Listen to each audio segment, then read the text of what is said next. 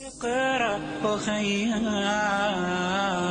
ورتل القرآن اصبح بصوتك اسمع الأكوان اقرأ كلام الله داوي نفوسنا لنحس في أعماقنا الإيمان.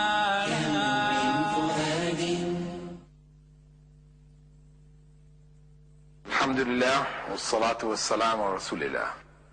All praise is due to Allah, and may Allah's peace and blessings be on the last messenger of Allah. I would like to share with you, as a beginning, a series on education, on Islamic education and its significance. As in the Muslim world today, there are a number of Muslim schools appearing. In our time, people have come to realize their importance, and so we find, especially in many of the Western countries, US, Canada, UK, South Africa, Australia, etc., an explosion of Muslim schools. And even in Muslim countries, we now find Muslim communities or organizations concerned about Islamic education.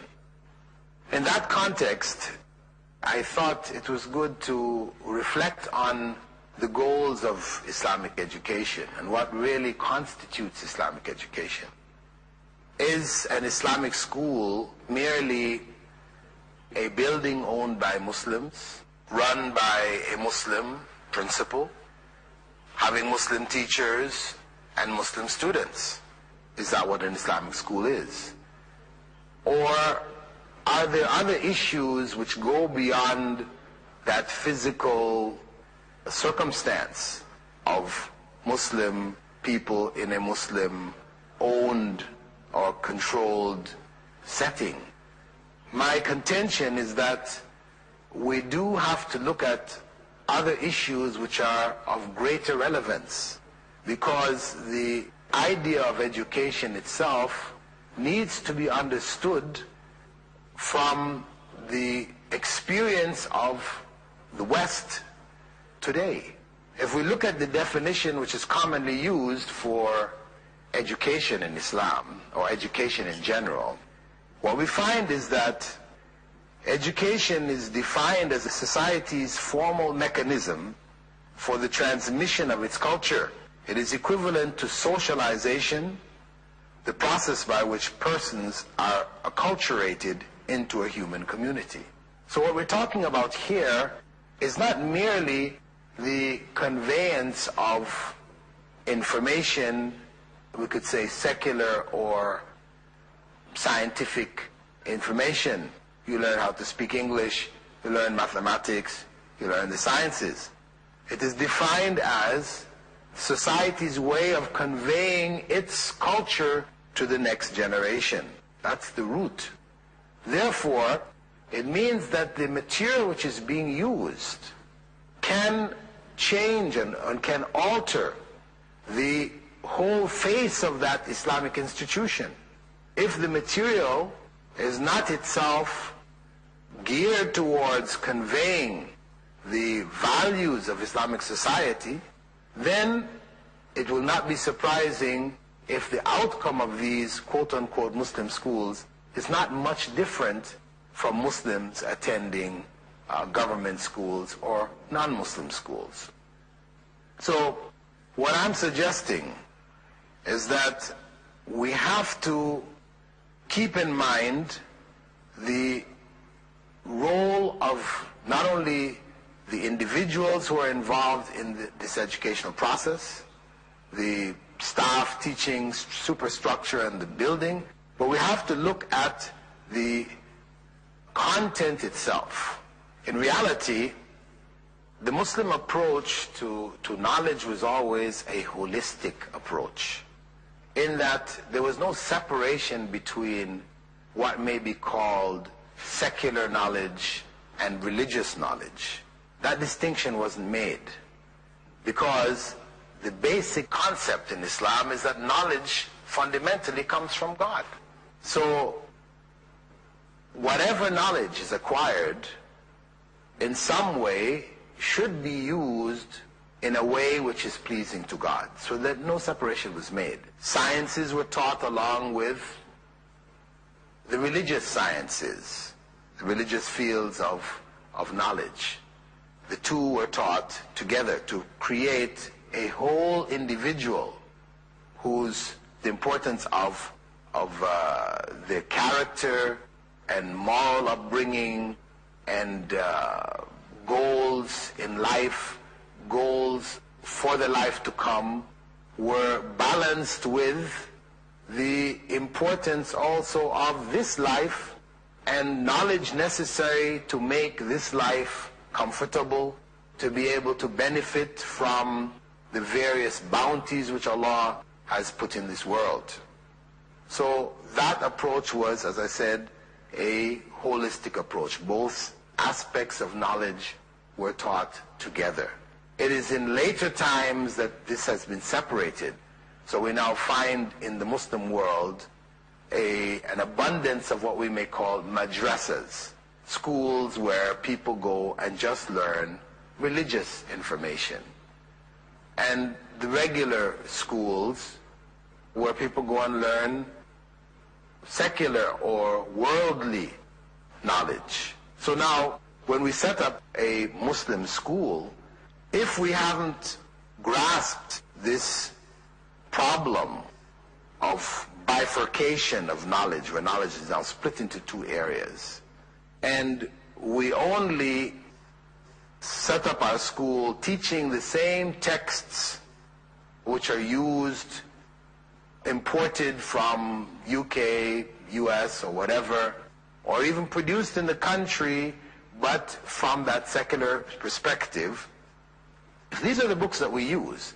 And then we only have Islamic studies as a particular period in a day, or so many periods per week. Then we have continued to promote this almost schizophrenic approach to learning, where there is Islamic studies period, where we learn Islam, and the rest of the studies where we learn the worldly knowledge, which is going to earn us a means of living, etc., etc. We don't want that to develop in the minds of the children. If that is happening, then we have not achieved the basic goals of Islamic education or an Islamic education institution. It is important that each and every subject be presented from an Islamic perspective, where there is one, or within an Islamic context where it can be put. From an Islamic perspective, for example, if we're dealing with sciences, etc., and we're talking about different elements in biology or physics or whatever, the teacher would introduce in his or her class elements which would remind the students that this is all from Allah. This is all a part of Allah's creation, and they would talk about the subject from that type of a perspective. So while talking about how light can be split into different colors through a prism or whatever, that we're talking about Allah created light in such a way, because if He willed, He could have created it in a way where it doesn't split in this way. So all of these laws, etc., these are all the laws which Allah has put into nature. So when we talk about it, we don't talk about it as something which human beings discovered, and we don't speak about the origin from where it came.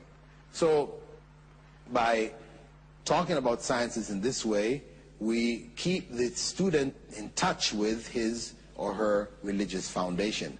There is a link there between the two.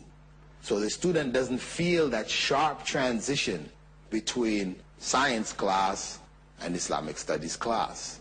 In both classes, Allah is mentioned, the greatness of Allah is spoken of, so that common factor exists. Some subjects one might say, well, what about English, or mathematics? English, for example, how do you teach English from an Islamic perspective? Well, the language is the language.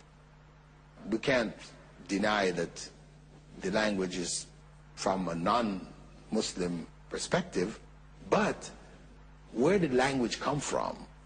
Depending on the level of the knowledge of the students, if you're going to talk about English language, I mean, you can bring the idea that language is a gift from God. So there's a place where that can be introduced. But at least when we're teaching children on a primary level, kindergarten, etc., at least the materials that we're using to teach English, for example, those materials should be presented within an Islamic context, meaning that books for kindergarten are mostly pictures. So what pictures, what images do you show the children? If you show them images that they can relate to, images of Muslim families in a world where there are non-Muslims also, but promoting Muslim values, the language can be taught while at the same time values can be taught.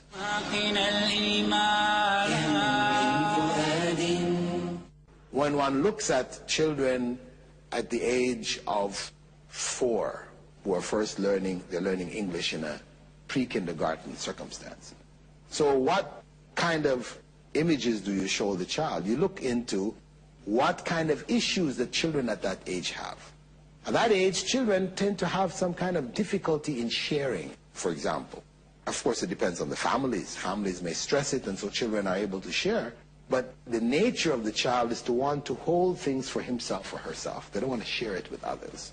So therefore, in your English class, when you're teaching those basic words for the early readers, the images that you put in the background are images which teach the child how to share and the value of sharing. So in that way, an Islamic value, the value of sharing, is taught. The images used of the children are Muslim children, so they can relate to it, where Islamic considerations are met. Books coming from the UK or from USA or Australia or wherever else, where they don't have the same considerations, where kids may be shown with, body parts exposed, or they may be shown, playing with dogs in a way we wouldn't in an Islamic society do. Not that Islam is against dogs, right? So you might even show in the book that you shouldn't harm even a dog, right? So the idea of throwing stones at a dog, chasing away dogs, viciously, really just trying to harm them, this is not a good thing. So you would teach them on one hand that this is not good, but on the other hand, you'd also teach them that the dog should not be made your best friend, in the sense that he's going to sleep with you, you're going to be kissing the dog, the types of things that you find in other societies and which end up in their literature, in the books, and in the images that are presented. So rather than the school spend a month before class begins with these books coming from Western sources where you have to tear out pages, white out things, you prepare your own texts which express Islamic values, which are user-friendly for the children. They feel and they can see themselves in them. So the content is the biggest challenge facing the Muslim world today. We have the structures now, and there are many more going up. We have teachers, principals, administrators. We have all of the extra or the superstructure. But the core of the Islamic school, which is the content which has to be conveyed, this is missing today. Unfortunately, Muslims have spoken about it over the years. Books have been written on it, but it remains a theory. And this is the big challenge which we're faced with. So that the goals of education, which we said in the very beginning, to convey a society's values to the coming generation, that the students who come out of the system would be affected by these values. They would have been molded by these values, and they would come out as useful members of society, being able to contribute to promote the higher values or higher human values throughout the society itself. To understand the need today with regards to Islamic education, it is important to understand the position of Muslims with regards to the existing bodies of knowledge that are available in the world today. In the past, Muslims were the leaders in knowledge, in its acquisition and in its dissemination. That's the history. In Seville, in Spain, Andalusia, in Baghdad, these were centers of learning, where people from non-Muslim societies came and sat among Muslims and benefited. Today, we have the reverse. For the first time really in the history of the Muslim Ummah, Muslims are now leaving their lands and going to non-Muslim lands to acquire this knowledge, to gather this knowledge. Oftentimes they go and they stay there. But in any case, there are many who go, take it and bring it back. So we have a new situation. This body of knowledge which is available today is not in accordance with how the Muslim mind or the Muslim world would have presented it. So we have to now go back and analyze this knowledge before presenting it in our educational institutions. So, for example, when we come to look at knowledge, we have to first divide it into two basic categories. What we may call true knowledge, and what we may call false knowledge. Because all of it is called knowledge, as it is taught and presented in different sources. For example, one may ask, what do you mean by false knowledge? Well, evolution as it's presented currently, as being the explanation for our existence and how life came about, etc., we would consider this to be false knowledge. Though at the root of it, maybe the evidence which is used may be true, in terms of fossil bones and these kind of things, these are facts. So the facts of science in this regard, no one can deny. And its gathering, we can say, is a part of true knowledge. But how you read those facts may end up being false knowledge, because if those who are reading it are those who deny God's existence, then they are going to manipulate that information and present it in such a way. So we have to be able to make that distinction. The other idea, for example, where science is actively involved in a cure for death. Money, large amounts of money is spent trying to find a cure for death. But this is something we would say is false knowledge. As Muslims, we would not engage in this pursuit. It is a waste of time and energy, because Prophet Muhammad, may God's peace and blessings be upon him, already told us that Allah has revealed a cure for everything except death. So there is no cure. We know everybody is going to die. There's no way to stop the clock, the biological clock, and live forever. Also, what may be in some other fields we could consider to be false knowledge is the democratic ideal which is taught in some of the areas of sociology, etc., where decisions are made by the people. Right and wrong is decided by people, not by God. So again, what comes out of that, we will have to say from the Muslim perspective, is false knowledge. Because human beings, whenever they set up systems, create laws, etc., they usually do so with some bias. You set up a system, it's going to be in favor of yourself, or in your class, or your caste, or your family grouping, or your tribe, or whatever. This is the nature of human beings to do this. So when you talk about, democracy, where the majority rules, then the minority suffers if they belong to a different caste, class, family, tribe, etc. So certain things of that nature, we have to say, we look at it as false knowledge. And we have to put that aside and focus on what we may consider to be real knowledge. Then, when we look at that category of real knowledge, or true knowledge, we have to divide it, again, we subdivide it into useful knowledge and useless knowledge. Useful knowledge and useless knowledge. Again, somebody might raise the question, what do you mean by useless knowledge? Especially where people are taught to seek knowledge for the sake of knowledge. This is a common phrase and concept which is promoted in Western education institutions, or Western influence educational institutions. Knowledge for the sake of knowledge. Whereas the Islamic goal is knowledge for its usage, its benefit. Where there's benefit in it, then we seek it. Where there's no immediate benefit in it, then we leave it, focusing on the areas of clear-cut benefit.